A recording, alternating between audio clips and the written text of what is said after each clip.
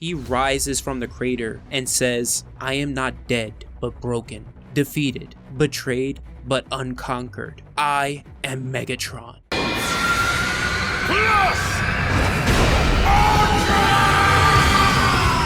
Hey, what's up everyone? James here. Now, if you guys thought Autocracy was crazy, you have no idea what you're in store for when it comes to Monstrosity. I will cover 2 chapters in this video, but with a little twist. So when it comes to each chapter, they constantly go back and forth between Megatron and the Decepticons and Optimus and the Dinobots.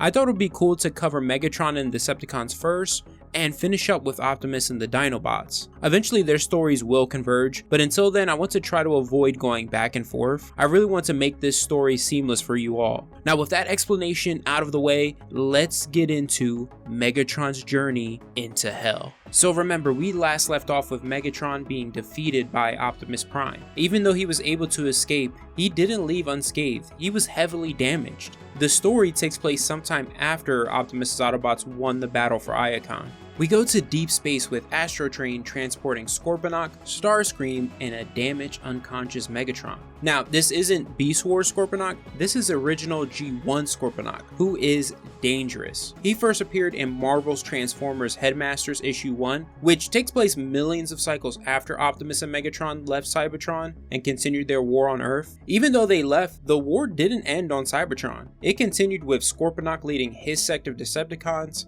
and his rival Fortress Maximus leading the remaining Autobots. I like that Chris Metzen and Flint Dille introduced him to the story a lot earlier. Through this discussion between Scorponok and Starscream, we learned Scorponok plans to take control of the Decepticons. Instead of publicly executing Megatron on Cybertron as Starscream suggested, Scorponok wants to make Megatron's death so legendary that no one would dare to challenge him. He plans to banish Megatron to this world that's considered a nightmarish myth, and any loyal Decepticons who will come to try to save him will share his fate in this world. Once they arrive above the planet, Scorponok throws Megatron from orbit to the planet below, called the Death World Junkion. A world filled with junk zombies and scrap-eating monsters. We will learn the history of this world later on in the story, but in the meantime, after Megatron crash lands on the planet, he refuses to just give up. He rises from the crater and says, "I am not dead, but broken, defeated, betrayed, but unconquered. I am Megatron." The junk worlders notice Megatron, and like vultures, they are eager to feast on him. Megatron sees them approach and says, "I am supreme. Let's do this." I want to point out how this is such an amazing parallel to Orion after Megatron betrayed him. He also refused to give up and was reborn as Optimus Prime when he found the matrix of leadership. So we are witnessing Megatron's journey to his own rebirth, and it's incredible. Now back to Megatron facing these junk zombies. We know even a heavily damaged Megatron isn't going down easily. His life as a miner, as a gladiator in the pits of Chaos, and his battle experience have made him super resilient. When these natives of Junkion attack him, Megatron starts taking them out one by one. Now as he is overwhelmed, one of them is able to saw his arm off, but that doesn't stop Megatron. He grips this bot's head and squeezes it. Enraged with one arm, takes out the rest of the bots like that. After the battle, he ends up collapsing. Meanwhile, in Kokular, at Decepticon headquarters, Scorponok announces to the Decepticons that Megatron has fallen and declares himself their new leader. He tells them that Megatron lacked the discipline to bring his dream of unification through control to fruition, and that's why he has punished Megatron by banishing him to Junkion.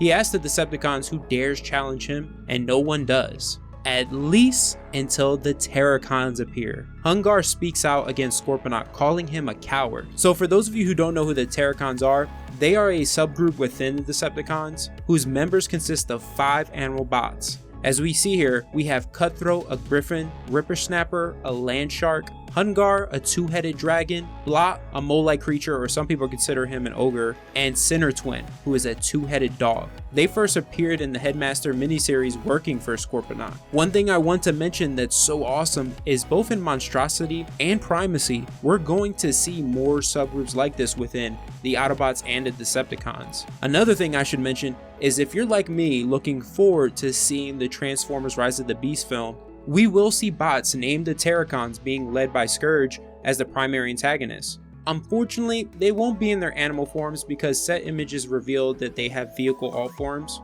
In all honesty, I think they're just using the Terracon name to describe one of the many factions we'll see in the film. So the reason why Hungar views Scorponok as a coward is because he didn't truly defeat Megatron and take leadership from him, just merely banished him. The Decepticons in a way live by the same philosophy as the Necromongers in Chronicles of Riddick: you keep what you kill. Scorponok was just hoping that by banishing Megatron to a nightmarish world and his size and reputation as a gladiator would be more than enough to intimidate and strike fear into any Decepticons who would dare challenge him. However, Hungar makes an excellent point here when he basically says that true Decepticons rule by fear and are not ruled by it. Before the Terracons leave, Hungar declares that they will go to Junkion and finish off Megatron, and when they return, they will deal with Scorponok. Back on Junkion, Megatron has awakened and some of his systems are failing him. It's hard for him to focus and block out the pain. Regardless, Megatron is supreme. He says, "This world of Wreckage will provide all I require. I am more than the sum of my components. I am the cold hand of vengeance." Megatron uses junk parts and wreckage around him to patch himself up. He rises,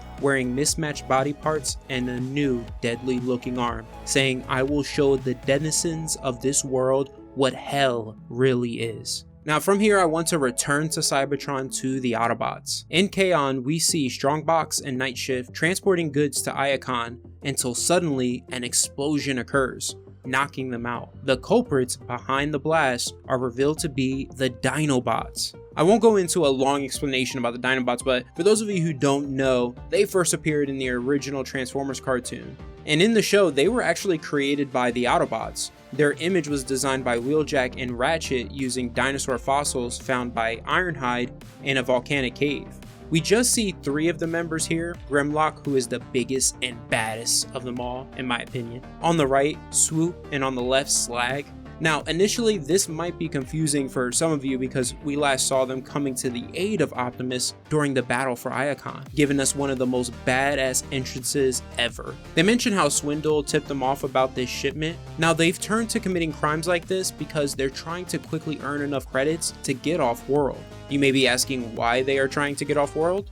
That will be revealed in a later chapter. They go through the shipment and see it's half of what Swindle said would be in it. Afterwards, they pay him a visit, threatening to turn him over to the Autobots. But Swindle informs them that Decepticon intel hasn't been the same since the defeat of Megatron. Some of you may remember, last time we saw Swindle, he was actually being used by Zeta to show the Vampire Ribbon's effectiveness in front of the Senate. So I guess he survived when it seemed like he died. Grimlock lets him go, just in case they need him later on, and he says that the longer the Dinobots stay on Cybertron, the more they jeopardize the people of Cybertron. So the situation for them is dire. At Metroplex, we see Optimus Prime holding a grand convocation, which is basically a meeting of representatives of the various factions on Cybertron that are neither Autobots nor Decepticon. This is Optimus Prime's attempt at instituting a democratic form of government, while at the same time trying to unite the various factions and guilds on Cybertron, because as he puts it to the representatives, Cybertron's people need solidarity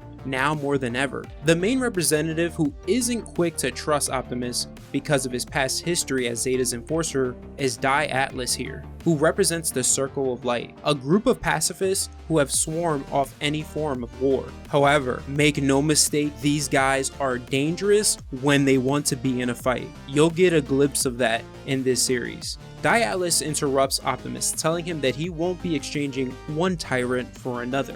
And he even views Optimus having the matrix of leadership as an affront. Bulkhead, who is the main representative of the Engineering Guild, argues that Optimus brought down Megatron and has earned his role as leader. Optimus does his best to end the squabble by telling them they need to trust each other and focus on finding solutions to the problems they face right now, which is still the energon shortage we learned about back in Autocracy, and the recent rise of Decepticon attacks, which we know they're now being led by Scorponok. Atlas argues that the Autobots have failed on both fronts, and he then tries to walk away from the convocation, but Optimus convinces him to stay, at least for now. Later we go to Optimus heading into his quarters, where he discovers Alpha Trion has been waiting for him. This is awesome because the last time we saw these two together was Spotlight Orion Pax. Through their discussion, we learn that Alpha Trion has been watching Optimus, and he compliments him on doing well so far in the political arena. But Optimus doesn't feel like he has been doing well. He brings up the fact that when he was reborn with the Matrix, he felt such surety in everything he did. We saw that firsthand, a supremely confident Optimus Prime who didn't hesitate.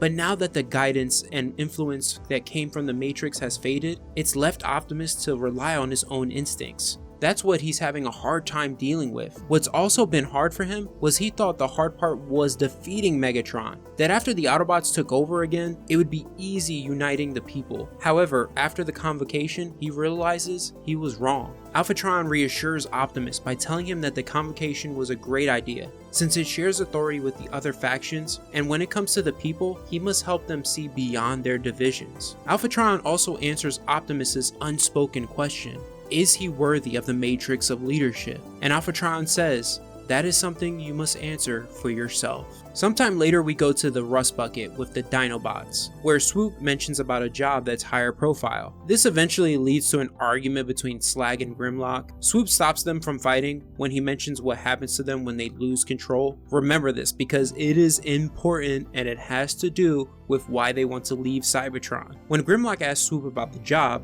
Swoop explains that the job is a refinery heist, and the buyer is willing to pay triple. Grimlock agrees to do the job. Cycles later, we go to the Taraxis mega refinery with the Dinobots breaking in.